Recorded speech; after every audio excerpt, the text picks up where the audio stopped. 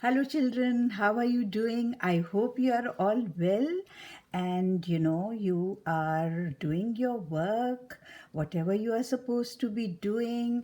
You are not making any excuses because today I'm going to read to you about a boy who excelled in making excuses. The book is called Excuses, Excuses.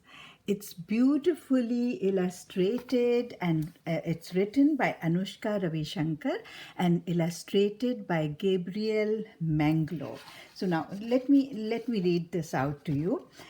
On Monday, Neel, the name of the boy is Neel, decided he'd be in time for school. On Tuesday, he decided he'd obey every rule. On Wednesday, he decided to be a helpful son. On Thursday, he decided to get all his homework done. On Friday, he decided to be sociable and good. On Saturday, he decided to do everything he should. On Sunday, he decided that he would mend his ways. Then suddenly he realized that he'd run out of days. Monday. What happens on Monday now? Let's see. Late again? Is it now? Chased by a lion? Kicked by a cow? Oh, you know what Neel says to the teacher? I had an early dinner. I went to bed at 8. I set the clock for 5 because I didn't want to be late.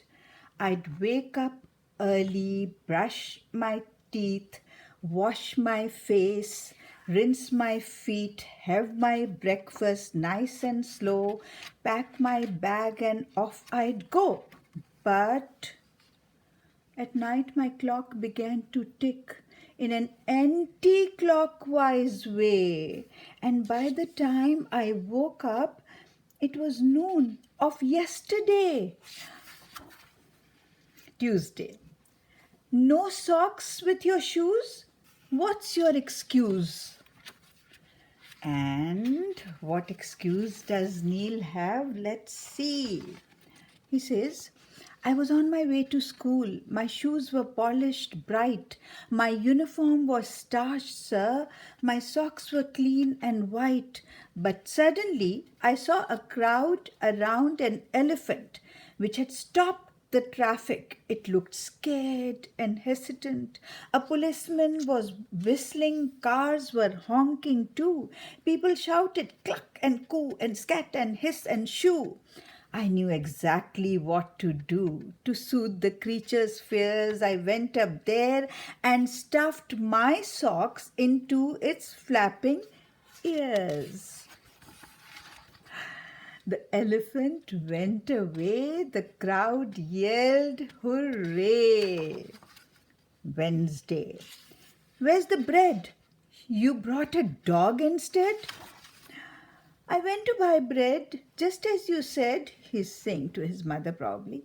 I was going into the store when I saw a little brown dog just outside the door.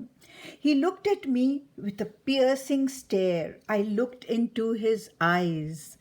I remember nothing else. I think I was hypnotized. I don't know how I got back here, and so, therefore, you see, I didn't bring the dog back home. He brought me. Thursday. What's this wet and soggy thing? Where's the homework I told you to bring? Again, the teacher, right? So Neel says, my homework was done completely.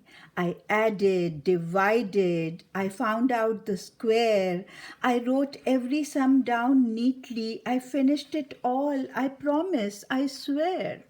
Then, to my dismay, my homework hopped away, and even though I shouted, "Come back here, come back!" it leapt out of the window and scooted down the track. I chased it through the market, it jumped the traffic light, it hopped across the road without looking left or right.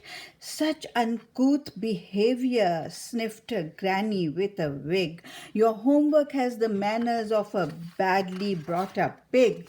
It hopped into a pond, saying ribbit like a froggy. I took a stick and fished it out. It got a little soggy. Friday. Did you make Auntie go away? What did you do? What did you say? Again, this must be his father or his mother. And Neel says, I was being nice and friendly. I was trying to be good. I was making conversation, just as you said I should.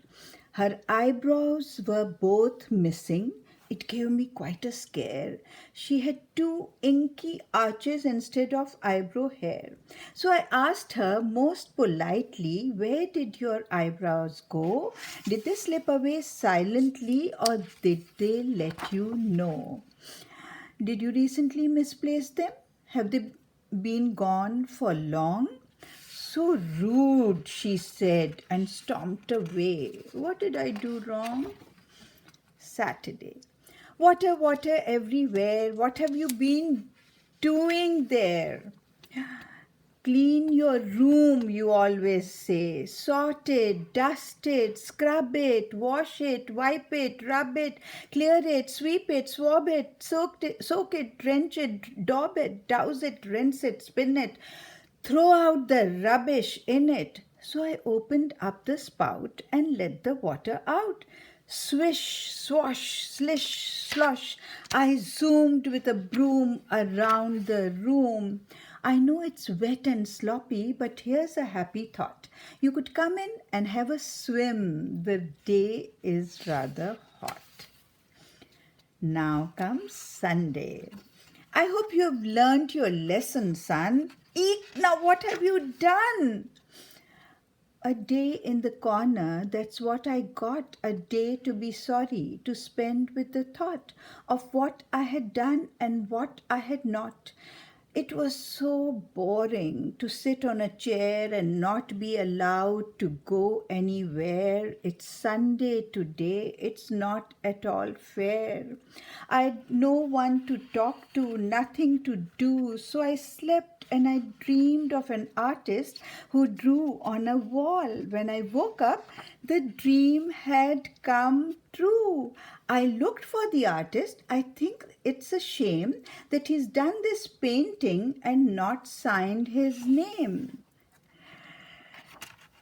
Try as Neel might, things never went right. And though he explained how he really tried, what deeply grieved him was no one believed him. Excuses, excuses, excuses, they cried. But Neel told himself there's no cause for sorrow. I'll start once again. It's a new week tomorrow.